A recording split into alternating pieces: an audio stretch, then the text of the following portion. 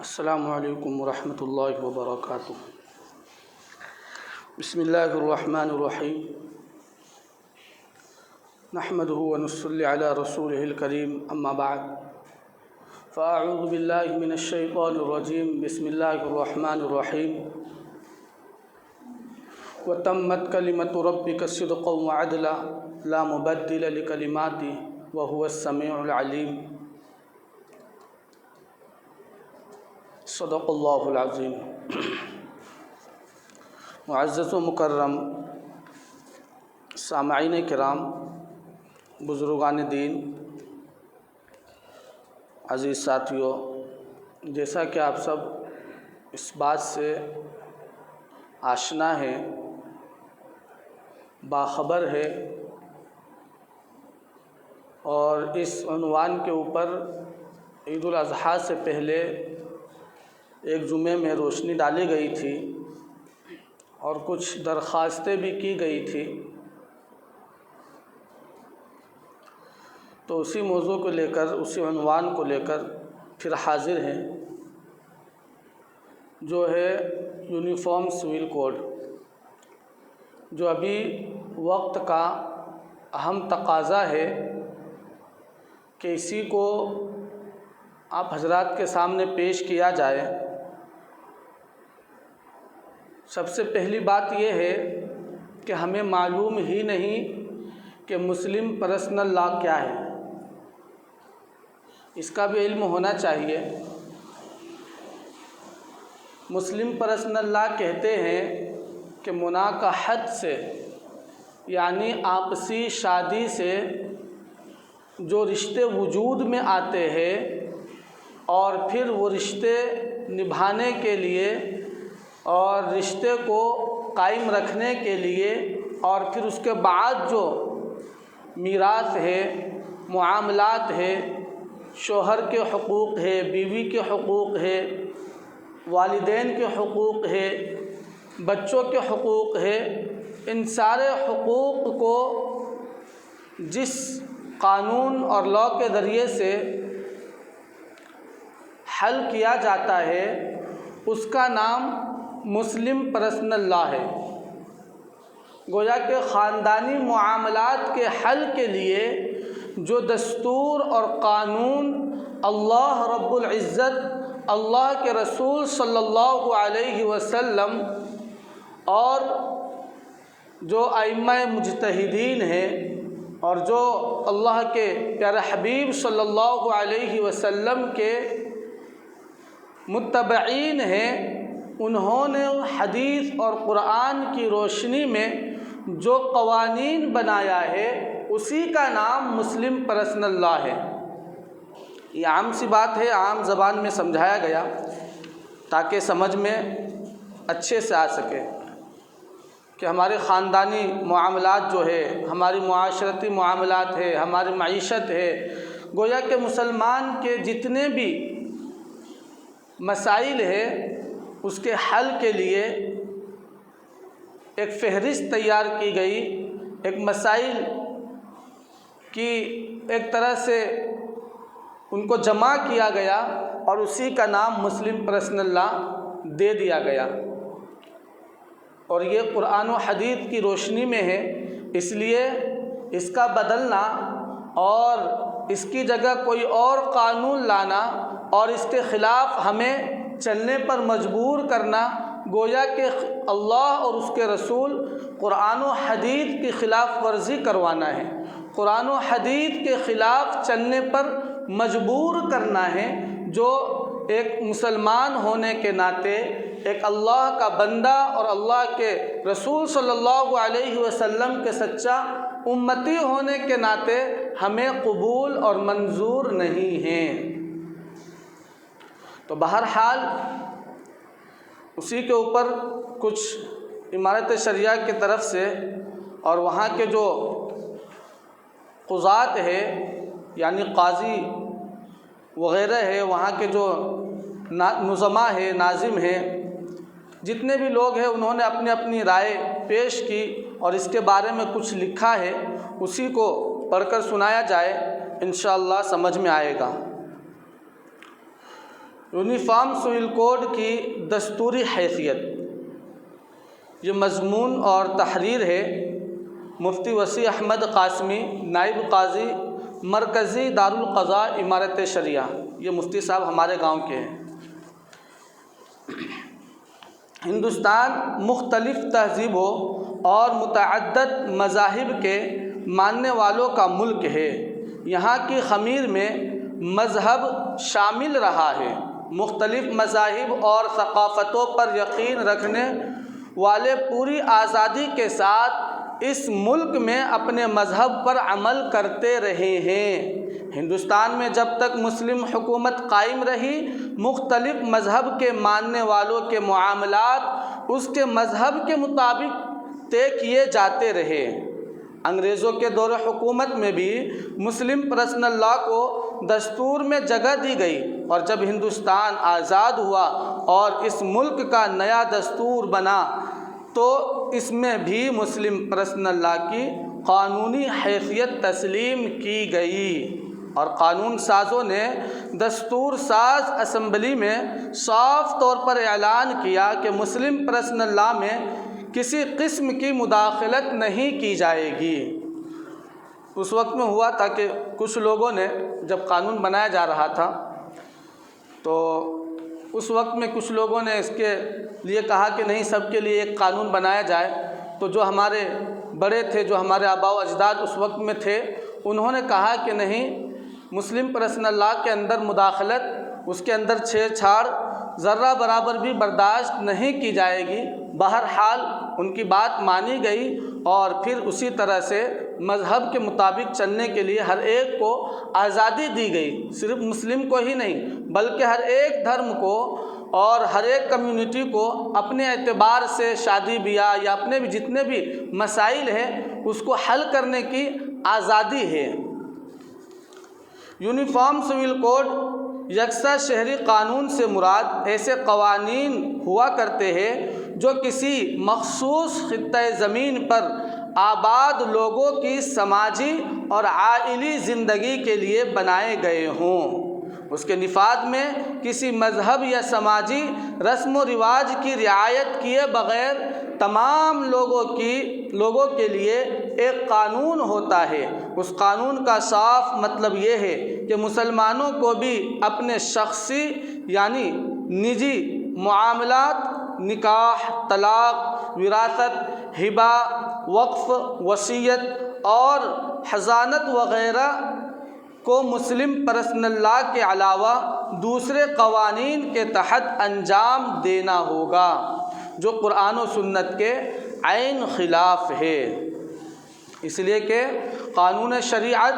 اور مسلم personal law کا بنیادی ماخذ قرآن و سنت ہے۔ یہ قرآن بلا امتیاز تمام انسانوں کے لیے مقتدا و پیشوا ہے۔ گویا قرآن کریم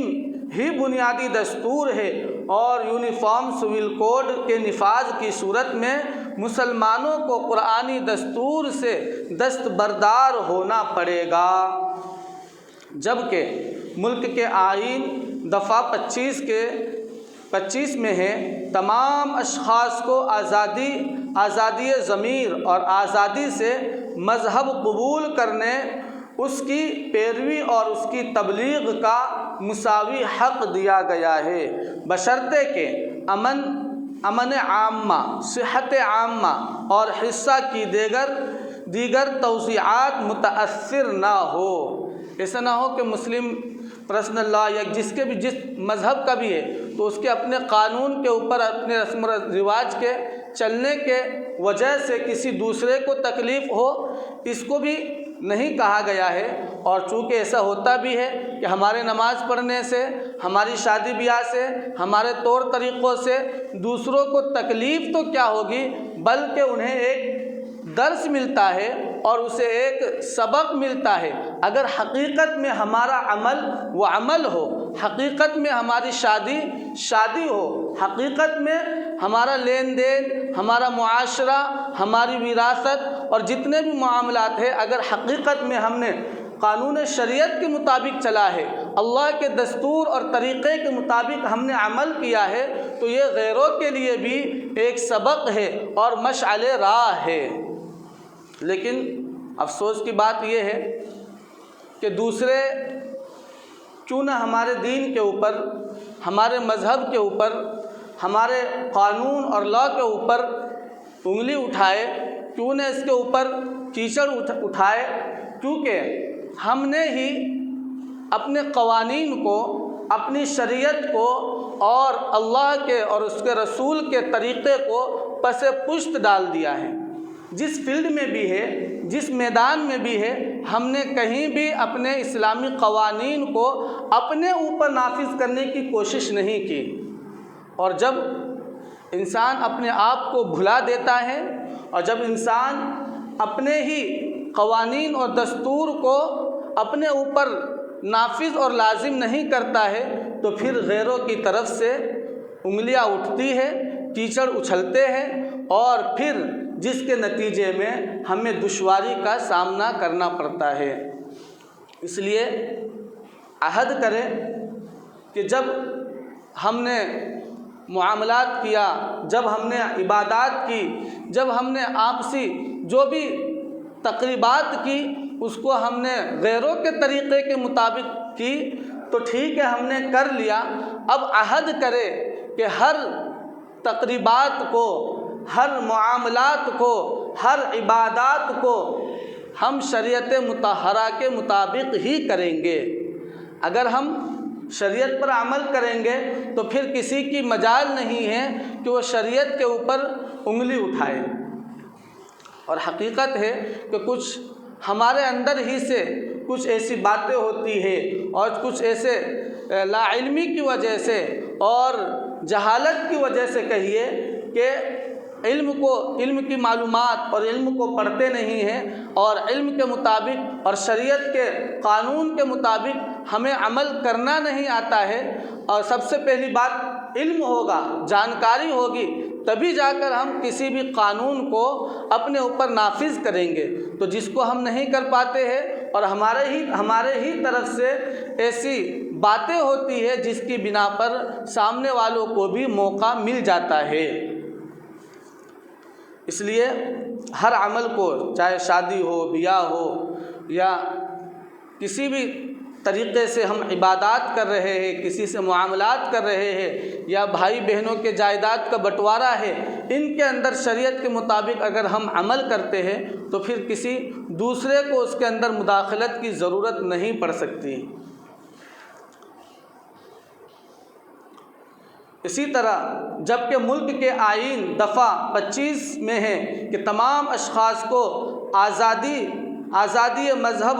قبول کرنے، اس کی پیروی اور اس کی تبلیغ کا مساوی حق دیا گیا ہے، بشرطے کہ امن عامہ، صحت عامہ اور حصہ کی دیگر توضیعات متاثر نہ ہو۔ بھارت کا آئین دفعہ 25 کا تعلق دستور کے بنیادی حق سے ہے اور ماہرین قانون کا عام رجحان یہی ہے کہ بنیادی حقوق کے دفعات زیادہ اہم اور مکمل قانون ہیں۔ رہنما اصول کی حیثیت کمزور ہے، اسے مکمل قانون نہیں کہا جا سکتا۔ اسی طرح سیکولرزم کو بنیاد بنا کر یونیفارم سول کوڈ کی حمایت کرنا بھی بے بنیاد ہے۔ سیکولرزم کا مطلب یہ نہیں ہے کہ مذہبی آزادی چھین لی جائے، بلکہ سیکولرزم کا مطلب صرف اتنا ہے کہ حکومت کا کوئی مذہب نہیں ہوگا اور نہ ہی حکومت کسی مذہب کی طرفدار ہوگی، بلکہ تمام مذہب کے ماننے والوں کے ساتھ حکومت کا رویہ یکساں رہے گا، جیسا کہ بنیادی حقوق کے دفعہ 25 سے واضح ہوتا ہے۔ قومی یکجہتی کا بھی سیکولرزم سے کوئی تعلق نہیں ہے، اس لیے کہ جن مسائل کا تعلق انسان کی شخصی زندگی سے ہے، یعنی نجی زندگی سے ہے، اس کی بنیاد پر آج تک ہندوستان میں فرقہ وارانہ کشیدگی کی کوئی نظیر نہیں ملتی، کیونکہ نکاح، طلاق، وراثت، ہبہ اور اس طرح کے معاملات دو فرقوں کے درمیان نہیں ہوا کرتے۔ البتہ دو فرقوں کے درمیان شادی جو یکساں سول کوڈ کا ایک دفعہ بن سکتا ہے، تو اس درمیان دو فرقوں کے درمیان شادی سے ملک میں فرقہ وارانہ کشیدگی پیدا ہوگی۔ ہو سکتا ہے کہ یکساں سول کوڈ نافذ ہو تو اس کے اندر ایک دفعہ یہ بھی بنے کہ دو فرقوں کے درمیان، یعنی ہندو مسلم یا پھر ہندو سکھ یا مسلم سکھ، یعنی ایک دوسرے کے مذہب کے درمیان شادی کو بھی جائز قرار دیا جا سکے۔ انہوں نے اپنا رجحان بیان کیا ہے، اور جب اس طرح سے ہوگا تو آپس میں دو فرقوں کے درمیان کشیدگی کا معاملہ ہوگا، جو بالکل ملک کے لیے اور ہماری ذات کے لیے بھی نقصان دہ ہو سکتی ہے۔ اس لیے یکساں سول کوڈ کا نفاذ ملک کے شہریوں کے مابین دوستی اور خیر سگالی کا ذریعہ بننے کے بجائے افتراق انتشار کا سبب بن سکتا ہے، جو ملک کے داخلی اور خارجی سلامتی کے مفاد میں نہیں ہوگا۔ اس لیے کہ مختلف مذہبوں کے ماننے والے ہندوستانیوں کا مزاج ایک قومی دھارے کو برداشت نہیں کر سکتا۔ یہاں کے باشندے مذہبی جذبات سے سرشار ہے، جب اپنی تہذیب اور رسم و رواج کو مٹتا ہوا دیکھیں گے تو ان کی جانب سے رد عمل یقینی ہوگا، اس کے خلاف آواز بلند کریں گے، جس سے قومی یکجہتی کو شدید نقصان پہنچے گا اور ملک ترقی کے بجائے پستی اور تباہی کے راستے پر چلا جائے گا، جو کہ ہر امن پسند شہری اور ملک کے معماروں کے لیے ذہنی کرب اور طبعی کشمکش کا باعث ہوگا۔ مسلم پرسنل لا ہی کیوں؟ اس کے اوپر بھی سوال اٹھایا جاتا ہے کہ مسلم پرسنل لا ہی کیوں مسلمانوں کے لیے ہے؟ قرآن کریم اور احادیث رسول صلی اللہ علیہ وسلم میں جو احکام و ہدایات دی گئی ہے وہ اٹل ہے، ان میں تبدیلی کی گنجائش نہیں ہے۔ اس کی وجہ یہ ہے کہ اللہ رب العزت کا بنایا ہوا قانون ایک ایسی ذات پاک کا بنایا ہوا قانون ہے جو اپنی مخلوق کے تمام ضرورتوں اور اس کی فطری اوصاف و کمالات سے پورے طور پر واقف ہے۔ وہ ایک ہے، اس کا کوئی خاندان نہیں، کوئی علاقہ نہیں، کوئی زبان نہیں، اس کی اپنی کوئی ضرورت نہیں، وہ اپنی مخلوق کی ضرورتوں سے واقف ہے۔ پھر اس کا علم پوری کائنات کو محیط ہے، اس کے علم میں تینوں زمانے یکساں ہیں۔ وہ جس طرح ماضی اور حال کو جانتا ہے ویسے ہی وہ مستقبل یعنی فیوچر کو بھی جانتا ہے، یعنی اللہ تبارک و تعالیٰ جس طریقے سے گزرے ہوئے زمانے کو جانتا ہے، جس طریقے سے ابھی جو حال چل رہا ہے، جو زمانہ چل رہا ہے، اس کو جانتا ہے اللہ رب العزت کی ذات۔ اسی طریقے سے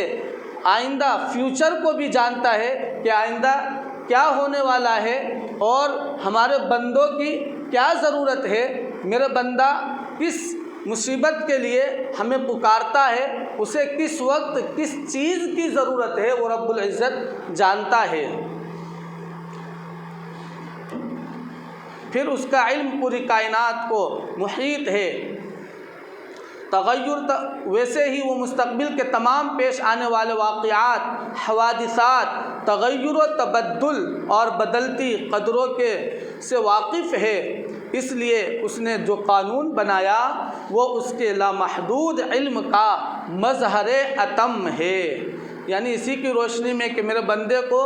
کس وقت کس قانون کی ضرورت ہے اور کس وقت میں کس قانون پر عمل کرنا چاہیے، اللہ نے بندے کے لیے وہی قانون اپنے قرآن کریم کے ذریعے سے اپنے بندوں کو بتلا دیا اور اپنے رسول کے ذریعے سے اسی طریقے کو اپنے بندوں کو سکھلا دیا۔ اس کے برعکس انسان کا علم انتہائی محدود ہے اور اس کی ضرورتیں لامحدود ہے۔ اس کے مفادات قبائلی، نسلی اور لسانی تعصب پر مشتمل ہے، جس کی وجہ سے ہر دور میں اسے قانون بنانے اور بنائے ہوئے قانون میں تبدیل و ترمیم کرنے کی ضرورت محسوس ہوتی ہے۔ انسان کا علم ایک محدود علم ہے اور اس کی ضرورتیں جو ہے لامحدود ہے، جس کی کوئی لمٹ نہیں، کوئی حد نہیں ہے۔ تو اس کی ضرورت انلمیٹیڈ ہونے کی وجہ سے یہ جو ہے قانون ہر وقت اس کو بنانی پڑتی ہے، اور جو قانون بنا چکے ہوتے ہیں کبھی اس کے اندر تبدیلی، کبھی اس کے اندر کچھ